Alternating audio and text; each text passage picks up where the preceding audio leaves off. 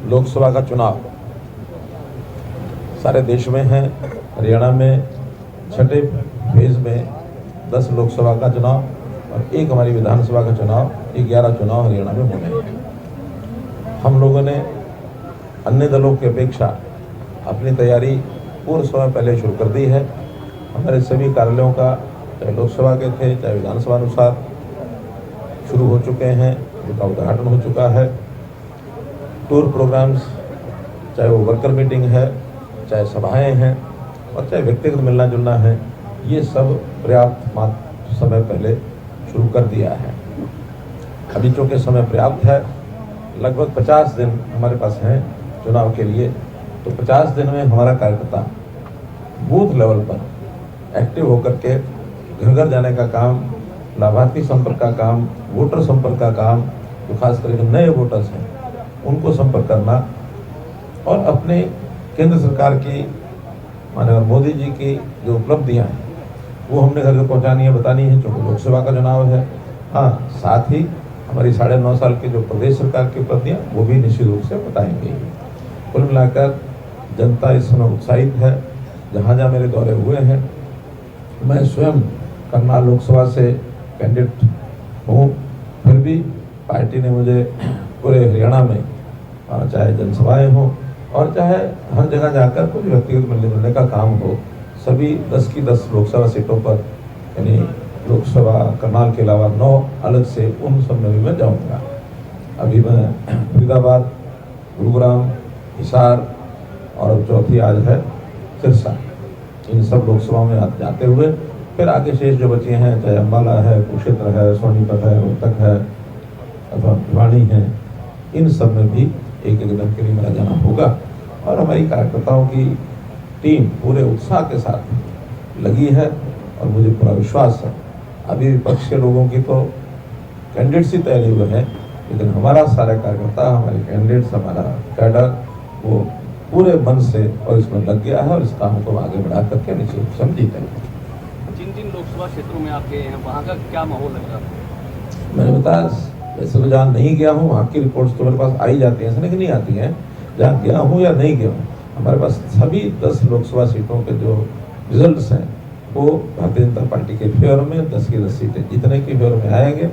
हाँ, निश्चित रूप से जो उसका मार्जिन है, जो उसमें वोटों की बढ़त है, वो अलग अलग क्षेत्र की अलग अलग पहले भी रहती है, अभी भी रहेगी।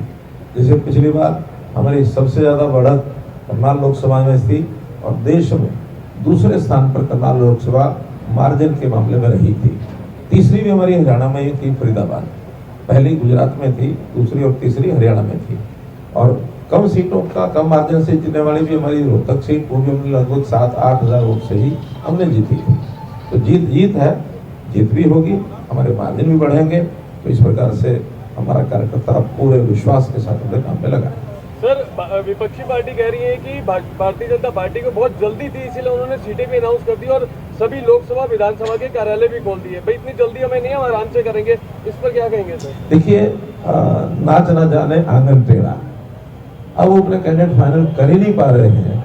उनके यहाँ जिस प्रकार से, अब मैं हल्के शब्द तो नहीं बोलता, लेकिन जिस प्रकार से अंतर्द्वंद उनके घर में रहता है, वो अपनी सीटों के बारे में फैसला कर नहीं सकते हैं। वरना चुनाव आयोग तो जिस दिन भी करता है, हमने तो इससे पहले भी हमारी विधानसभा में भी कई जगह, छत्तीसगढ़ जैसे हमारे पास है, तो छत्तीसगढ़ विधानसभा के कैंडिडेट्स का हमने 3-3 महीने, अभी चुनाव आयोग ने चुनाव घोषणा भी नहीं की थी, तो हमने 3 महीने डिक्लेयर कर दिए थे। उनको डर लगता है कि एक को अगर करेंगे तो दूसरा जो है वो टांग खिंचाई करेगा, दूसरा विरोध करेगा, उनके लोग बटेंगे। क्योंकि जितना अंतर विरोध कांग्रेस में खास करके देखने को मिल रहा है, भारतीय जनता पार्टी को टच भी नहीं कर सकता वहाँ तो एक मुख्य धारा में है और एक एसकेआर की धारा में है, कोई तीसरी धारा भी बनी हुई है। तो हमारे यहाँ अनुशासित पार्टी बनाते हैं, हम जब भी करेंगे और जितना समय ज़्यादा काम करने को मिलेगा उतना ही लाभ होगा। अब वो नहीं कर पा रहे तो नहीं कर पा रहे हैं, और न करने के कारण से केवल वो अपने ही घर में कुछ कर रहे हैं ऐसा नहीं है, वो दुनिया भर की अनाप शनाप बातों की अफवाहें भी फैला रहे हैं। और वो अपनी चिंता करें चलो ठीक, उनको हमारी भी चिंता हो रही है। और अनाप शनाप हुआ क्या फैलाते हैं कि भारतीय जनता पार्टी तो 4 लोकसभा सीटों पर अपने कैंडिडेट बदलेगी। ये भारतीय जनता पार्टी है। भारतीय जनता पार्टी एक बार जो निर्णय लेती है वो निर्णय फाइनल है और हम बहुत कुछ सोच समझ के निर्णय लेते हैं, पर्याप्त समय पहले लेते हैं। हमारे किसी को कोई दुविधा नहीं है। जो हमारे कैंडिडेट हैं 1 से 10 सब के सब वही कैंडिडेट पूरे जोबन से लगे हुए हैं, पूरे परिश्रम से लगे हुए हैं, पूरा काम कर रहे हैं। हमारे विधानसभाओं के कार्यालय खुल गए हैं, सभाएं हो रही हैं। इस समय तक लगभग 40 विधानसभाओं के कार्यक्रम तय हो गए हैं जो आने वाले 15-16 अप्रैल तक कंप्लीट हो जाएंगे। बीच में क्योंकि फसल का कटाई का सीजन आता है तो हो सकता है 15 अप्रैल से लेकर 25 अप्रैल तक जो हमारी ग्रामीण क्षेत्र की सभाएं होगी वो कम हो पाएंगी। शहरी विधानसभाएं उस समय हमारी होंगी क्योंकि जहाँ कटाई का सीजन का असर नहीं है वहाँ सभाएं कर सकते हैं शाम के समय, रात के समय। 25 अप्रैल के बाद बाकी बची जनसभाएं वो सब की सब संभवतः नामांकन के समय तक हम सारी पूरी कर लेंगे। 6 मई नामांकन का अंतिम दिन है और शायद 9 या 10 को विड्रॉल का अंतिम तिथि है। उसके बाद लगातार 14 दिन प्रचार अभियान है, डोर टू डोर प्रचार अभियान करेंगे। हमारे हर समाज में लोग जाएंगे, हर इलाके में जाएंगे, बूथ लेवल तक जाएंगे। न केवल बूथ लेवल तक बल्कि हमने हर बूथ को उसके भी जितने वोटर लिस्ट के पन्ने होते हैं उतने भागों में बांटा हुआ है। एक पन्ने में 60 वोट लिखे होते हैं। 60 वोटों को संभालने वाला एक हमारा कार्यकर्ता होगा। हमारी एक माइक्रो मैनेजमेंट, एक साइंटिफिक तरीके से चुनाव लड़ते हैं और इसी कारण से देश में आगे बढ़ रहे हैं। आज देश की चुनाव वाले भी चाहे स्टेट्स हो चाहे अन्य हो, पूरे देश में सबसे ज्यादा राज्यों में शासन भारतीय जनता पार्टी का है, सबसे ज्यादा विधायकों की संख्या भारतीय जनता पार्टी की है, सबसे ज्यादा सांसदों की भारतीय जनता पार्टी की है।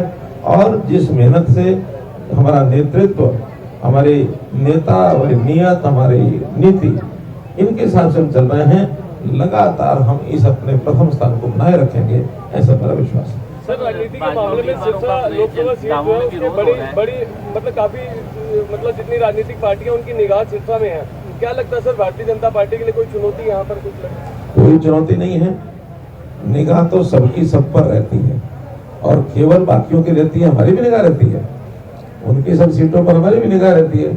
चुनाव है, इसलिए सबकी निगाह सब पर रहनी भी चाहिए क्योंकि इस चुनाव में एक बहुत बड़ा मंथन होता है। देश भर में यानी लगभग 70, 75, 80 करोड़ मतदाता ऐसे हैं जो मतदान का उपयोग करेंगे। हरियाणा में भी 2 करोड़ 82 लाख में से लगभग 2 करोड़ के आसपास 1 करोड़ 95 लाख समथिंग इतने वोटर्स हैं। तो इन वोटर्स को हर कोई चाहेगा कि हमको ज्यादा मिले तो दूसरों पर भी ध्यान रखेंगे, अपने पर भी ध्यान रखेंगे। लेकिन विश्वास ये है कि जनमत आज मोदी जी के साथ खड़ा है, जनमत भारतीय जनता पार्टी के साथ खड़ा है। इसलिए उस जनमत को भी हम निश्चित दिन वोटर मशीन तक आकर के भारतीय जनता पार्टी के पक्ष में मतदान करें। इसमें 2 जीत का हम लोग ध्यान कर रहे हैं। एक जीत होती है लोकतंत्र की जीत, एक होती है पार्टी की जीत। लोकतंत्र की जीत ये होती है कि कितना ज्यादा मतदान हुआ, ये लोकतंत्र की जीत है। हम चाहेंगे कि देश में 90-95% लोग मतदान करें क्योंकि पिछली बार तो लगभग 70-72 रह गया था। हम और बढ़ाएंगे। हमारा हर कार्यकर्ता लगा है कि मतदान अवश्य करिए। दूसरा है पार्टी की जीत कि जो मतदान हो उसमें से ज्यादा मतदान भारतीय जनता पार्टी के खाते में जाए, वो होगी पार्टी की जीत। दोनों जीत को सामने रख करके हम चल रहे हैं। जेजेपी का आरोप है कि बीजेपी ने गठबंधन इसलिए तोड़ा कि क्योंकि रोहतक से जेजेपी को फंसाना चाहते थे। देखिए, जेजेपी के साथ हमारा न तो पहले गठबंधन रहा है, मैं पार्टियों गठबंधन की बात कर रहा हूँ, और ना आज गठबंधन रहा है। हमारा गठबंधन पार्टियों का भी हुआ ही नहीं है। हाँ, सरकार में उनकी भी आवश्यकता थी, हमारी भी आवश्यकता थी। हमने मिलकर के सरकार चलाई, सरकार का सहयोग उन्होंने किया, हमने मिलकर के सरकार चलाई, कोई दो मत नहीं है। और आज अलग हुए तो सरकार से अलग हुए हैं। तो ये पार्टियों के गठबंधन का बढ़ने का तोड़ने का तो पहले भी विषय नहीं था, आज भी नहीं है। कल दिग्विजय चौटाला का बयान आया है कि 1 या 2 ग्रामीण शहरी सीटें ही जीत पाएंगी बीजेपी। मैं तो कहता हूँ कि हर विपक्ष का दल जो क्लेम करे सो करे, ये उनके हाथ में नहीं है, हमारे हाथ में नहीं है, ये जनता के हाथ में। इतनी सीटें जितानी है जनता ने, उसमें वो भी कुछ नहीं कर सकते। हम अपनी मेहनत के आधार पर आशा कर सकते हैं कि जनता हमको 10 की 10 सीटें जिताएगी। कई जगह पर किसानों ने भाजपा का विरोध किया, इस पर आप क्या कहते? कहीं नहीं किया भाजपा के अभी तक। हाँ, इक्का दुक्का विरोध मैंने दूसरे दलों के नेताओं का देखा है जो नहीं होना चाहिए, क्योंकि लोकतंत्र की एक आवश्यकता होती है कि हर किसी को अपनी बात कहने का अधिकार है, दूसरे की बात में विरोध नहीं करना चाहिए। ये लोकतंत्र का एक मूल मंत्र है। अगर इसमें एक सीमा से आगे कोई बढ़ेगा तो जिम्मेवारी चुनाव आयोग की है कि चुनाव आयोग कभी भी इस प्रकार के विरोध को न होने दे। तो आज सारी मशीनरी चुनाव आयोग के साथ चल रही है, तो मैं आशा करता हूं कि अगर सीमा से आगे कोई बढ़ेगा तो चुनाव आयोग जरूर एक्शन लेगा। किसानों का आरोप है सरकार बयान आया या आपके शासनकाल का कौन सा ऐसा काम है जिसमें भाजपा को लोग वोट दे रहे हैं? देखिए, आपने जिस ढंग से प्रश्न किया है इसका उत्तर तो मैं देते देते अगर शुरू करूं तो शाम हो जाएगी। हमने कौन सा काम ऐसा है जनता हित में जो नहीं किया। जनता हित में सब काम किए हैं। हाँ, कुछ काम पूर्ण हो गए हैं, कुछ काम हमारे चल रहे हैं और उन कामों के नाते से जनता इतनी प्रसन्न है।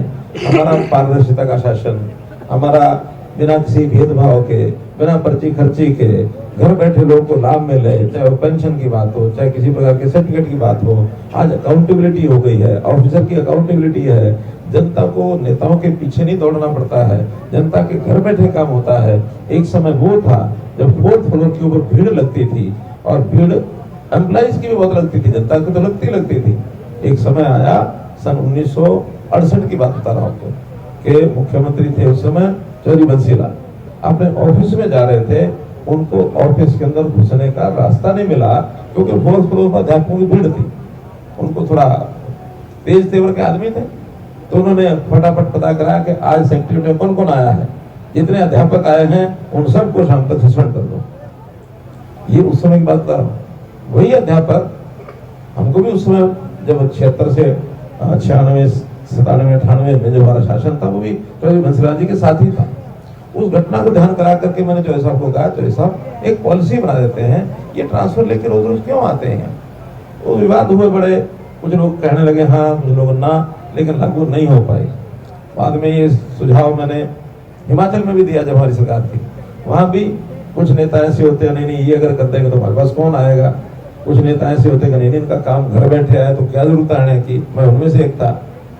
उन्होंने कहा नहीं, घर बैठे के काम होने चाहिए। अब आने के बाद ट्रांसफर पॉलिसी बनाई और जिस दिन पहली बार ट्रांसफर ड्राइव चला 93% of the teachers they were satisfied having first, second, third option. और जब 93% लोग सेटिस्फाई हो जाएं तो 7% को भी अगले साल में और लाभ मिल जाएगा और साल मिल जाएंगे। आज कोई टीचर या कोई एम्प्लॉय हमारे यहाँ ट्रांसफर की भीड़ नहीं लगाता। अब इसको विपक्षी लोगों ने अन्यथा लिया कि जी इनके तो घरों में कोई आता नहीं है, इनके तो ऑफिस में भीड़ होती नहीं है, हमारे यहाँ बहुत भीड़ होती थी।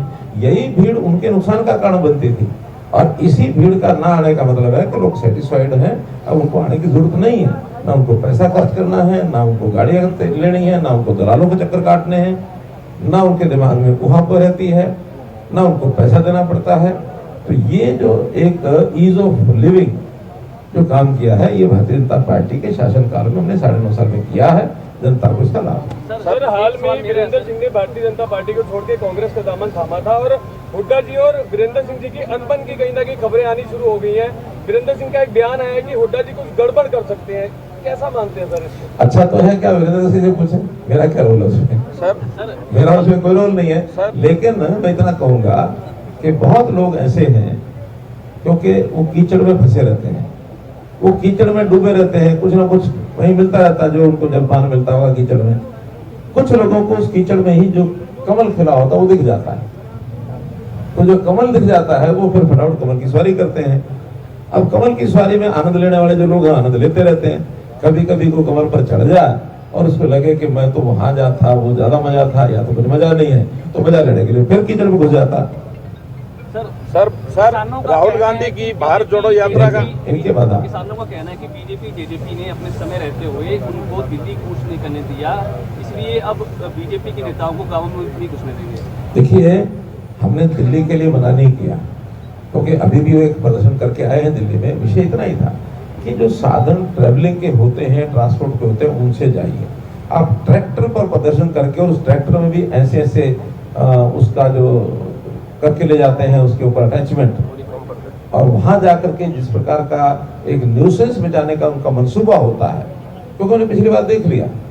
आखिर ये सारे किसान नहीं है, इनमें कुछ इस प्रकार के सो कॉल्ड जिसको कहना चाहिए एक ऐसा सीन पैदा करते हैं न्यूसेंस का कि जिसका दुनिया को ध्यान आकर्षण जाए। आखिर ये वही लोग हैं जो लाल किले के ऊपर चढ़ गए थे। ये क्या दिल्ली जाने की बात थी? लाल किले पर चढ़े जाए, जो लाल किला हमारे सोवरेनिटी का प्रतीक है, जहां 15 अगस्त को प्रधानमंत्री झंडा लहराते हैं और वहां जाकर के बदमाशी करेंगे, तो आखिर एक बार कोई घटना हो जाए तो अगली बार सावधानी नहीं रहनी पड़ेगी।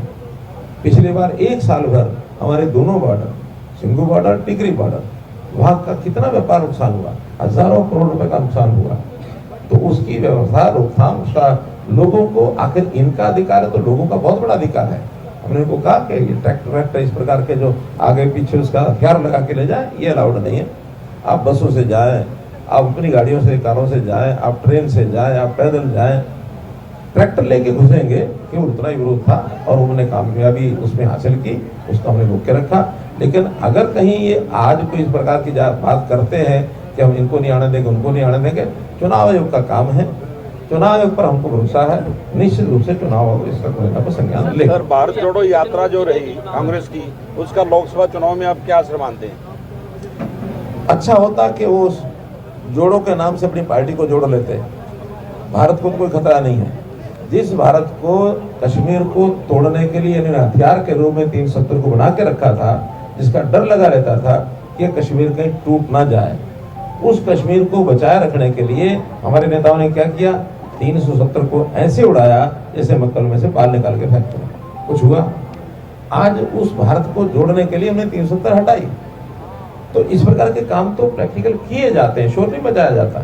इन्होंने तो देश को तोड़ने के लिए, इनके बड़े नेता ने एक बार लेह लद्दाख के बारे में एक विषय पार्लियामेंट में उठा, या जो चाइना के साथ लगता हुआ जो पहाड़ी एरिया, जो बिल्कुल बंजर एरिया है, वहां जब चीनी सेनाएं ऊपर चढ़ गई, चिंता व्यक्त की गई, तो उस बड़े नेता ने कहा कि वहां जमीन पर घास का तिनका तो उगता नहीं, आगे तो क्या फर्क पड़ता है।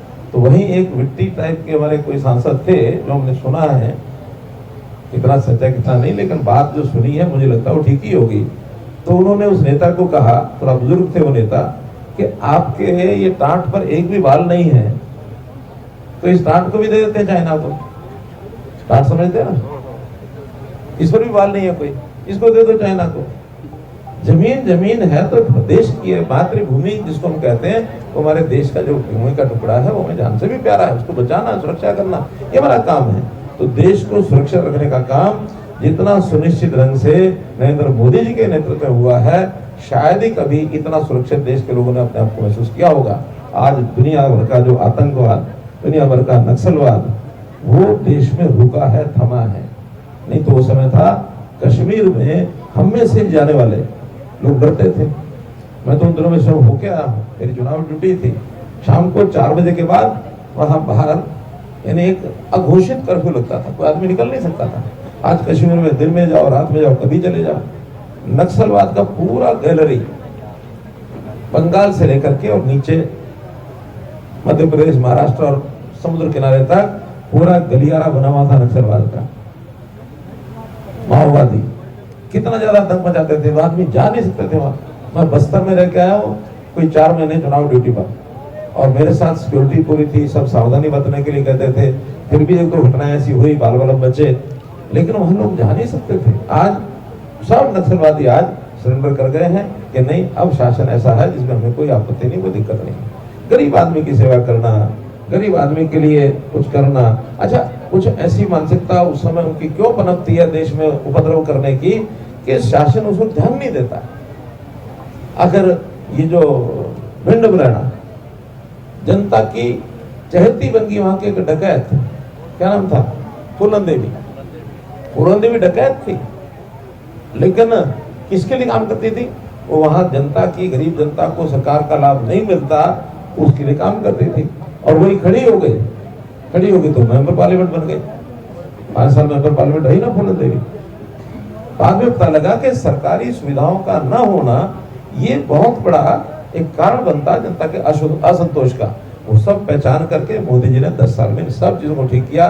नॉर्थ ईस्ट लगता था कि पता नहीं देश का रहेगा कि नहीं रहेगा। आज भारतीय जनता पार्टी की नीतियों के अनुसार सभी सातों छोटे बड़े प्रांत जो नॉर्थ ईस्ट में हैं, कई जगह सरकारें बन गई हैं, कई जगह हमारे विधायक बन गए हैं, अपोजिशन का रोल कर रहे हैं, लेकिन आज कोई विरोध भारतीय जनता पार्टी का वहां नहीं है। सर नाराजगी कैसे दूर होगी? अनिल विज जी की नाराजगी अभी कोई नाराज नहीं है, हमारे अच्छे और संबंध हैं। अभी भी होली के दिन हमारा उनका मिलना भी हुआ है और उन्होंने कहा कि ठीक है, मेरी जो भी स्थिति है मैं मंत्री के बजाय विधायक रह करके अपने यहाँ की जनता की सेवा करूंगा। अभी 2 विधानसभा की जो कमेटियां उसमें वो मेंबर भी बने, तो आप पूरा भाग भी लेते हैं, सब अच्छा हमारा मिलना जुलना है। और उन्होंने स्वयं कहा कि मैं आपकी लोकसभा में, मुझे कहा कि करनाल लोकसभा में मैं जरूर आऊंगा और बाकी भी जो बुलाएंगे वो आएंगे, कोई ऐसी समस्या नहीं कोई। और जो अम्बाला लोकसभा उसमें तो घूम ही रहे हैं।